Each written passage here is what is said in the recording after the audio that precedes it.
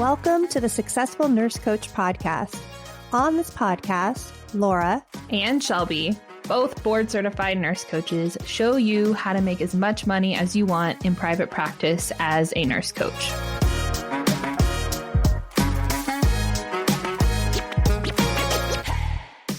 Hello, everybody. Welcome back to the Successful Nurse Coach podcast. It is one half of the team here today. It is Shelby here today, hosting a solo episode about babies and business and how to manage both of those. I want to give a big old caveat at the beginning of this episode that I am not an expert. I have not read the latest science. However, I have coached a lot of moms, and I also have started my business with being pregnant with my first daughter, and then I am currently pregnant again. So I'm due here in a few months, and so I just have a lot of experience in this arena. This is a question I get quite frequently, and I wanted to make some time and space to put it all in one spot. All of my advice, all of the trends that I see, I wanted to put it all here for you. So to elaborate a little bit on the backstory here, I was a brand new nurse coach, a first-time mom, and subsequently they found my aortic aneurysm when I was pregnant with my first daughter. So then I was also navigating a really just tricky pregnancy in a area of the country that didn't have a lot of access to highly specialized healthcare. So it was a stressful time. And everything, I'll ruin the end of that story for you. Everything worked out fine. I'm still here. I'm recording this podcast here for you today. But it was just turbulent. Like I just didn't know what I was getting every time I went to the doctor. And I don't know that my doctors really knew at the time either. I fell out of their usual patient that they saw. So it was just a time of increased stress, plus starting a new business, plus I had quit my job, plus we were living in a part of the country where we didn't know anybody super well. Like there's a lot of layers to that story. But I do remember when I found out that I was pregnant that I wanted a really luxuriously long maternity leave. And I don't think that we necessarily could have afforded it at the time, but that's what I wanted. So when I started with my business coach, her container was for a year. And I told her, I do not, I don't know what that means, but I want at least 4 months to figure this out before I feel any pressure to come back. And that is, I don't really know where that precedent came from. I don't know what made me advocate for myself so intensely. But my business coach, she was like, okay, I hear you. Well, you will just put a pause in the middle of your contract for 4 months. And the way her containers were set up, there's a little bit more flexibility to be able to do that. And to be honest, team, I regret that. I regret taking myself completely out of my support bubble during that time. And it did help me check out and not play the comparison game. But it also really isolated me. And I wish, I could have used that space for whatever I needed at the time. And I wish that I would have kept, at least one foot in the door and had something to show up to every week, something to check in, and someone to check in with every week. So that's the only thing I would have done completely differently. But I started my practice in September, found out all this medical stuff in October, and my daughter was born at the very end of March, on March 31st. And basically I used that time not as a way to beat myself up or a way to pressure myself or a way to measure myself against other people in the group. I just knew that I had about 7 months to see if I could really get after it, to see if I could really put a dent in my vision and to really ride that wave. So I used it as a source of motivation rather than a place where I could play victim and say, I have to take time off, so I can't be successful in my business. I just naturally was like, well, I have 7 months to see how far I can get, and then I'm going to take a break, and then I'm going to come back, and I'm going to keep going. And it worked. So I was able to create my first handful of paid clients during that time. I was able to coach during that time. I learned a lot during that time. And when baby came, she came on the early side of normal. And so she came a couple weeks before I was really honestly planning on her to be here. But it was all perfect. It was all perfect timing. Everything worked out beautifully. But the next 4 months were particularly tough. And being a first-time mom, I had a baby that didn't sleep. And she was a good baby otherwise. But I had a baby that didn't sleep. I was exhausted. And so then the next chunk of time really became focusing on, of course, keeping my baby alive, but also keeping me alive and not losing all of my sanity. And this is something I hope to set myself up for with more success the second time around, is being able to ask for help and being able to vocalize what I need. If you have been a parent that first time that you get initiated into this world, you're kind of drinking from multiple fire hydrants all at the same time. And for those of you who don't know how to ask for help really clearly, this can be very challenging. And I was definitely one of those people. I got sucked into a cycle to where I thought that my daughter only could be comforted by me, that no one else could do it, that asking for help, why would I even try? Because they can't do it anyway. Just these like limiting thoughts that aren't true, but I made them true because I never asked for help. So then, of course, I'm the only one that can comfort her, right? It was a self-fulfilling prophecy. But what I really want the takeaway for everybody to be here is that there's not a magic answer. I think that a lot of people ask me this question to give them the secret on how do you navigate newborn life and also running a practice. And the honest answer is, team, you're going to have to choose. You're going to have to choose temporarily what you are prioritizing.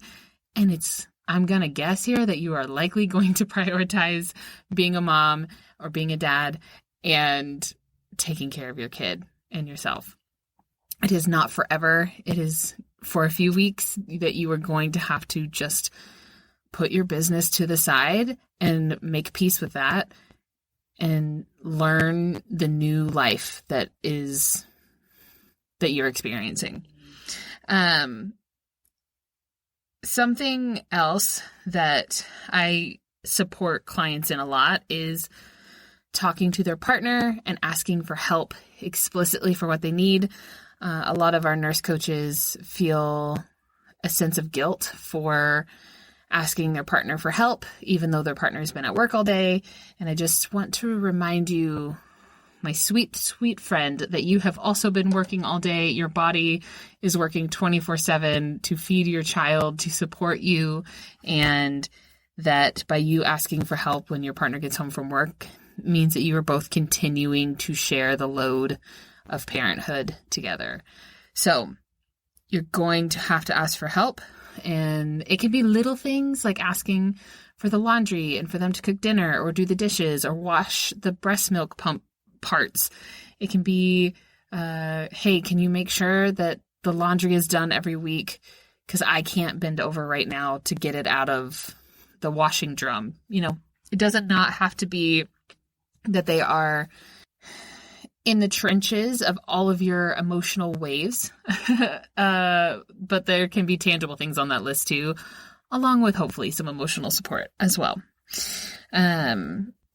Okay, so this also leads me into one of my other points here is it is really easy for it to feel like you have completely taken time off, that you are off from your business, that you are not doing any work. And I just want to really slow that down and pull some pieces together here, because if you try to rush through the newborn phase, if you try to muscle through it and grit your way through it, the version of you on the other side of that will not be able to support clients to the capacity that you want. And I say this because nurse coaches have an insanely high standard for the work that they do. They want to be good at their job. They want to be good at coaching. They want to provide epic coaching experiences for every single person that they meet with. And if you are running on 12% battery when you decide to come back to work, it's going to flop. You're going to fall on your face. It's going to be unsustainable. And then we're going to spend the next, 3 or 4 months recalibrating you so that you have the capacity to hold space in your business. So right now, when your sweet baby is little and you are exhausted and you are not sleeping, or maybe you're super lucky and you have a great sleeper, I'm not jealous of you at all. Promise. Just kidding. I'm super jealous. But however that works out, really take as much space as you can to rest, to eat well, to replenish the nutrients that your body has put out there, creating this life and sustaining this new life, because that is your work right now. That is a foundational piece that is setting you up for success to come back and be able to support clients. I talk a lot on coaching calls about setting up a strong foundation. We cannot build the house that is your vision on a cracked foundation, and this is a foundational piece. Take care of you. This is the work. This is work for your business. This is work for your practice. This is work in your self-development. This is the messiest self-development that you will likely ever be in, is this phase right here. So do your best to embrace, roll with the punches, and know that this adds up long term. This is the work that will pay off 6 months from now, a year from now, and so on, so forth. And what I mean, to give a little context about that, is with my first baby, I was exhausted. Like I said, I didn't have a sleeper, so I was so tired for like a year and a half. I was so tired. But then on top of that, I also breastfed my daughter for about 14 or 16 months, which is highly demanding on your body. And then about 8 or 9 months in, I started experiencing pretty significant postpartum anxiety and postpartum rage. And I didn't know that those things could occur so far out. I thought I had made it to the 6-week mark. I did the assessment at my doctor's office, and I thought that everything was fine. Turns out that's not true. And that over time, you just continuously get more and more depleted, which leads to a nutritional deficiency, which can lead to really intense emotions, along with your hormones fluctuating and all those other things. So I came back in my business, but then had to recalibrate, for lack of a better word. I had to spend about 6 weeks really supplementing and dialing in my nutrition because I was fried. I was so fried. I was at the end of my rope, and I did not have the capacity to be supporting other humans at that time. I just really had the capacity, barely enough capacity for myself and for my baby. So trust me, this is important. Drink the bone broth, eat all the veggies, take your supplements, do those things to set yourself up for success. And I want to provide also a little bit of a timeline on what I see that works for most of my mamas who have babies in our coaching containers. They usually take about the first 4 months to themselves. They still come to calls. You get whatever kind of support that you need in that time. But the first 4 months are really just about you and baby and your new family. And then about the 4-month-ish mark, 3-month mark, that's when our nurse coaches start to get antsy and they want to come back, and they're ready to, they have at least 1 foot underneath them, and they're ready to come back and start creating again. And I just always encourage, there's no rush. Your business isn't going anywhere. Your business works for you. not the other way around, et cetera, et cetera. But usually about 4 months is the time people need to feel ready to come back.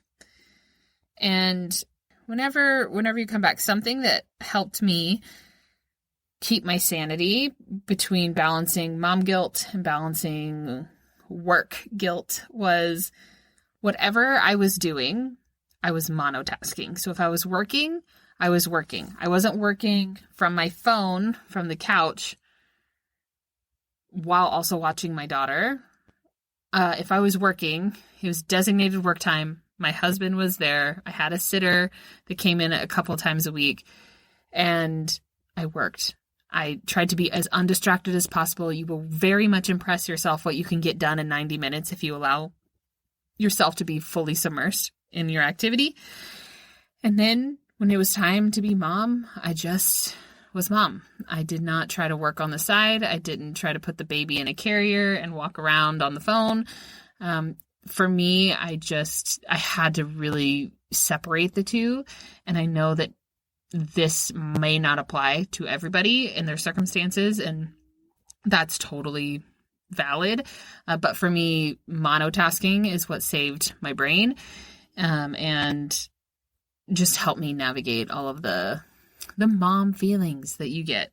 And it's still something that I do now. Like I don't want to say that I only ever, but most of the time I only work whenever I'm in my office, and when I'm outside of my office, I don't work. Okay, team. So I hope that gives a little bit of insight into what having a newborn and running a business can be. This next time in January for baby number 2, I'm still taking a lot of time off. Laura has been the greatest source of support, and our team has been the greatest source of support in supporting me to make sure that that can happen. Our business is so much different and so much bigger than it was the first time around. Like, I have many, many clients to where last time I had like 3, and now I have like 40 that are my personal responsibility. So it is different. However, whenever I found out I was pregnant and my client contracts that overlapped, we came up with a plan. We came up with a maternity plan. I added, the time I would need off to the back end of their contract.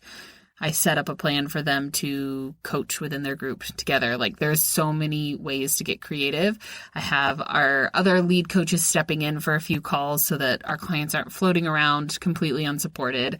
And even if you run a solo practice, there's still room to do that. You can have a coaching friend that you trust that can run a few calls for you that you can pay. You can just genuinely take time off. For my heart surgery, that's what I did. I genuinely just took several weeks off of calls, and it all worked out. No one was upset. No one was mad. Everyone was very understanding. And that is the beauty of this work, is that our coaching practice works for us. We do not work for our practice. And so we get to make the rules as we go. And I think just a couple of things that I'm going to do differently the second time around is have more help, like have more logistical help, have house cleaners come by and mop the floor so I don't sit there on my couch looking at the paw prints on the floor while I'm nursing baby number 2, or staring, at the pile of laundry. Just having things like that to decrease your mental burden, it can be super helpful. And then being specific in the kind of help that we need from family and friends of, I need you to organize the baby clothes, or I need you to organize the breast milk in the freezer, or can you please bring dinner? People want to be of support and they want to help. I just think that there's a big gap in communication on, we don't know how to ask for help, and then our people who love us don't know how to step in and be the most helpful. So the more specific you can be, the better. And yeah, team, I think that is all my little nuggets here. I know that this is a pretty niche topic to talk about, but like I said, I talk to a lot of nurse coaches who are in their late 20s. Babies are on their horizon and something that they are actively thinking about. And this is something you can do. This is a big transition, but this is something that is 100% possible. And if you catch yourself feeling like you have to choose between one or the other, I want to encourage you that is just simply not true. It is simply not true. Becoming a mom was the best thing that ever happened for my business. It allowed me to dial in and be very clear on how I wanted to spend my time. I'm really excited actually for baby number 2, because there's just this giant recentering that comes with having babies. And I'm excited to see what number two brings.